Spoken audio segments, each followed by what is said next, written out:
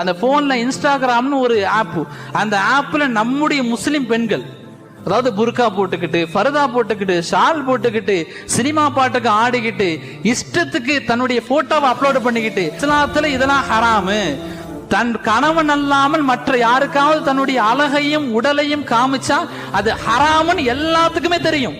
தெரிஞ்சும் அவங்க என்ன செய்யறாங்க? தப்பு செய்யறாங்க. அல்லாஹ் கொடுக்கக்கூடிய பெரிய தண்டனை என்ன தெரியுமா? அந்த உலகத்துல ஒரு மனிதருக்கு ஒண்ணு தப்பும் தெரியும், தப்பும் தெரிஞ்ச அந்த தப்பை விரும்பி செய்வான். அவன் இது தப்பு, இது ஹராம், இது பாவம் தெரியும், தெரிஞ்சே அதை விரும்பி செய்வான். இது அல்லாஹ் ஒரு மனிதருக்கு கொடுக்கக்கூடிய மிகப்பெரிய தண்டனை இந்த உலகத்துல. அதனுடைய விளைவு இப்ப தெரியாது, நாளை மறுமையிலையும் கபர்லையும் தான் தெரியும். இன்னைக்கு வீடியோஸ் போடுறாங்க, எத்தனை நாள் போட முடியும்? மௌத்தாயிட்டா கபருக்கு எது வரும்?